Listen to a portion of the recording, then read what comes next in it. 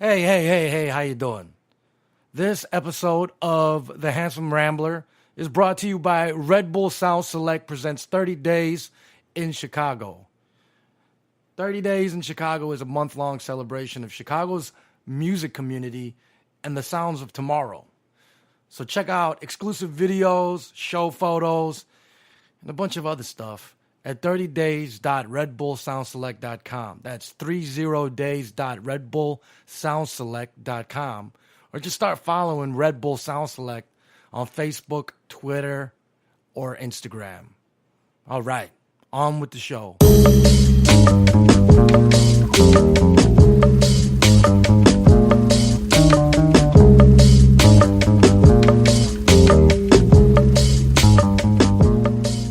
Yeah, let's start rolling, because Mark Maron didn't die for this shit. Yeah. Starting up. We're starting it up. Yeah. Starting it up. Starting it up. Starting it up. Start that shit up.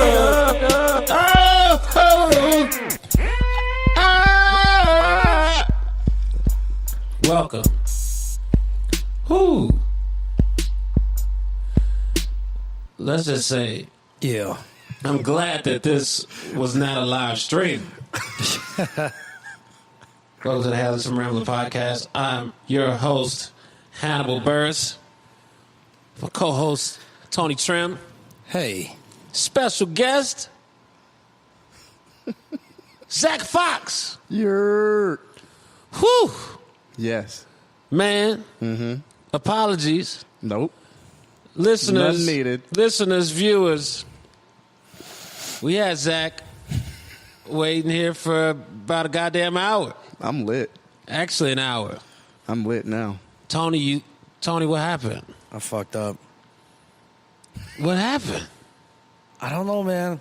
It's like, the United flight I was on, it had two pockets. So I had my book and my headphones and everything in the main pocket, and then I had the computer in the top pocket.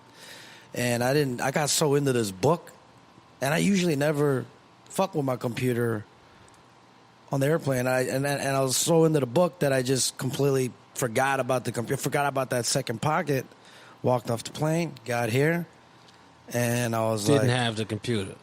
I don't have a computer. Let's double back real quick. I thought when he said two pockets that he meant a bunch of little mini Tupacs. Come with me, Hail Mary, run quick, see what do we have here now?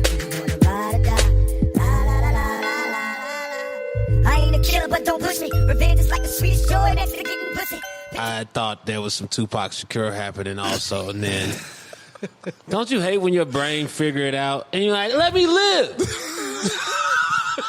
Leave me alone. Let me have fun. Shit. Stop making sense. Let that other shit slide. And your brain's like, no, it's that. I wanted the crazy shit. Exactly. What book was this, dog? Because this is a plug. It's kind of a dark book that I don't. Nah, man, you gotta. This book my is my cousin Ted put me out to it because he's really getting into business these days, and it's called The 48 Laws of Power. Oh, fuck. Oh, that version of it? Or Yeah. is it the special version, or is this the original? Sun Tzu? No, it's not. It references Robert? Sun Tzu. It references What's his name? Robert history. Greene? Yeah, Robert Greene. Yeah. But it references like all those Mastery. historic, everyone, how Rome fell and all that shit. And It's Yeah. like the 48 Laws of Power, and then I just got sucked into it. Yeah, It's kind of a fucked up book, though. Yeah. It's real fucked up. I mean, Yeah. the irony. Niggas who read 48 Laws of Power. I'm not trying to be fucking Don Vito over here, but Don Vito Corleone. I was like, he was just like, read it, man. You fuck, it'll get you in the pocket. You'll know how to talk to people, get business done. And I was like, I'll read a couple chapters, and I was like, oh shit, this is a dark book. This shit is dark.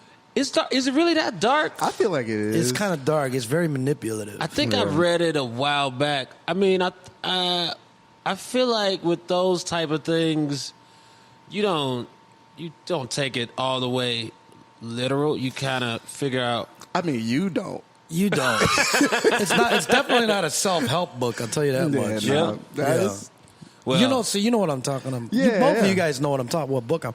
Yeah. He also has another book called The Art of Seduction. And there's mastery. Then that's like the big one. Like mastery is like how you just like But yeah, there's become like a god. Yeah, it's like how to become God. Yeah. Yeah, I don't. and It's the crazy. Art of War. It's not that long of a book. I've read The Art of War a bunch of times. It's a great book. No, 40. Sorry, I'm mixing them up. 48 Laws of Power. Yeah. Not a long book. You finished it on No, a it's flight? a long, but it's thick. Really? It's a thing. It's like some people read that book like it's their Bible. It's like a reference guide to how to be powerful. What section? I'm trying to see what part had you so just engrossed, so sucked in that you left Steve Jobs' product on the plane. It was probably about forgetfulness. No, I can't I don't know, man. When you're at altitudes that high, your fucking brain gets all scrambled. I got sucked in, and it's been a while since I got sucked into a book. Usually it's like nonfiction. Yeah.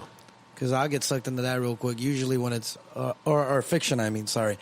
But when it's nonfiction, usually it's like, yeah, I get it. And I'll skim through and it's like blah, blah, blah, blah. But this one was just kind of like, whoa, there's people, like Donald Trump did all this shit too. Right. Yeah. Like, so it's kind of like seeing into the mind of a fucking madman. Yeah. And I kind of got sucked into it. Word. Hope you get your computer back, man. Yeah. You're me too. totally backed up, though, right? I'm back though. Everything's good. Everything is absolute, but still, you need to. You don't want to lose the whole thing. I'll tell you the truth. That fucking MacBook, though, the newest one with the little touch thing, that gimmicky-ass bullshit, I didn't like that thing anyways. Fuck it. I'm not saying fuck it because it's expensive. I lost money. If that thing's gone, I lost money, but I didn't like that computer anyways. Stuff comes, stuff goes, but you can't lose your life. Yeah, man, I'm full of hits, Zach. I love it. When I knew of you, but I didn't know you. It was because Thundercat was always talking about you. He was like, yo, you know booty math? Yeah. I thought you were called Booty Man. Oh yeah. 'Cause, yeah. Common Booty misconception. math. Yeah. Yeah. Yep. What was up with that? That was when I first started using like the internet in a public manner. That was like my alias, and it was completely anonymous. And it was just like I started the Twitter, like my face wasn't there. It was just me and stupid jokes and like stupid memes and stuff and video content. And Thunder was like one of the first people on it. Like That started seeing your stuff. like It came across. under 100 followers. Oh shit! Yeah. Him and like Matt Martians and shit. How did he find it? You don't know? I really think he found out about it from Matt because me and Matt are friends, and we were, like I told you, Atlanta's such a tight knit group that like people kind of knew that it was me. So Matt would like see it and he'd be like, "This nigga Zach," and then he would retweet it or something, and Thunder was just already on it. So Yeah, because Thunder tried to explain to me. I was like, "Who's your open auditor?" He's like, "This guy named Booty Math. He's hilarious." Lazy. He's like, "He's a stand-up." He's like, "Nah, man, he's fucking hilarious. He's fucking really funny."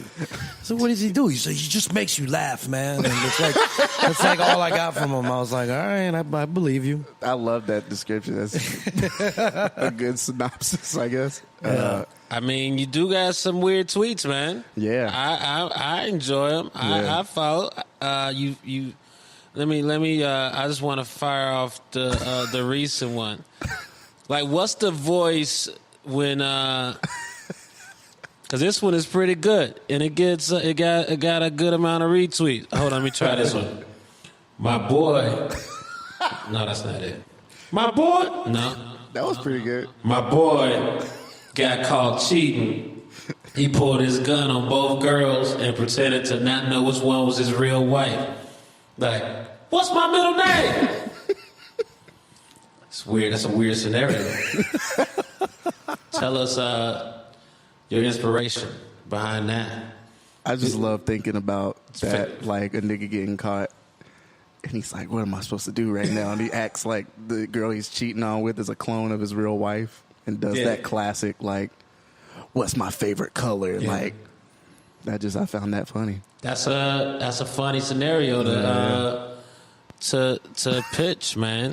It's interesting, and I see. This is not to get too social media nerdy, which we do sometimes on this show. But the people, you get a high level of engagement, and it's like people are super hyped. Yeah, I mean that's cool. It's cool that like people, way more recently than before. I guess especially with me being more transparent, are more like down with it and like cool with shit like that, and see that it's kind of just me like going through the process of writing shit in my head, and I get these little scraps. So I'm like, oh, that would be a funny ass tweet, or like get off these little one-line situations that I probably shouldn't tell anybody else except for this website. So, But you get your jokes stolen a lot, don't you? oh yeah, a whole lot. Yeah. Because because you're not. Are you out there active on the scene, like stand up? Not as active as. Oh, like, so you're getting got. Yeah, but Yeah. You saying stand-up's been stealing your stuff? I'm sure it's like it's probably way less than somebody would think, but it's way more just other people on the internet taking your whatever your style is or whatever, but those people can't necessarily copy like a source code of what you're doing and what you're thinking of. Like you like Fuck Jerry and Fat Jew and all them dudes can like copy memes and all that shit, but they can't copy the source code of like just a weird nigga from Atlanta. Yeah. So like it's just at the end, but like a stand up taking it is that'd be a little bit more serious to me, but that's also part of the reason when we met on tour, I was just like, I need to start getting up. 'Cause, why not? Patrice O'Neal used to say about people stealing, he wouldn't get mad about people stealing jokes because he said they must have needed it more than I do. I'll just come up with some more. That's a very Patrice thing to say. And that's a great attitude to have, but fuck you if you ever stole any of my shit. And y'all know who you are. You probably listen right now trying to sniff a story, take some nugget of a story, use that in your shit. But I see y'all out there. Bitch. Anyways, back to. But you started out as a designer, artist? Yeah. Yeah. I started out just doing, I went to art school. I didn't go to any sort of. Which art school? Savannah College of Art and Design in Atlanta. Oh. Yeah. How you gonna go to the Savannah shit in Atlanta? Well, fuck, you gonna go to Savannah? Go to Savannah. It is weird because I was raised in Savannah. You raised in Savannah? This motherfucker go to Atlanta to go to Savannah. What type of shit is that? Some weird. It's that gay Savannah's shit. beautiful. It's that gay shit. It's that gay Atlanta shit, honestly, coming back to surface. No, yeah, I went there and learned how to make comic books and didn't want to make comic books really, so I started just freelancing and making stuff for like Father. Illustration. Yeah, I was doing illustration for like Father and other people in Awful Records, and that's kind of how me and Thundercat came to make the Drunk album artwork and whatnot. Oh, so that's right. You did all the artwork. I did all the that shit was dope. all the For sleeves, box. just the sleeves. Yeah, that shit was dope as fuck. Yeah. I remember he was saying that. Yeah, and so I mean that's how I started, and then niggas was like, "You should do more stuff, like in other fields." Like, so I was like, "Whatever, do more stuff. We see how much spare time you got, fam." Yeah. They were like, we hang out on too your much phone all day. We hang out too much. Do more shit. Jesus. Thundercat's fucking album packaging was amazing. Yeah, that shit was dope. With that box, yeah, it looked like that old school like old school box Cooper collection font. shit. Yeah, That's dope as fuck. shit is tight. He charges like it's a pretty good price for that.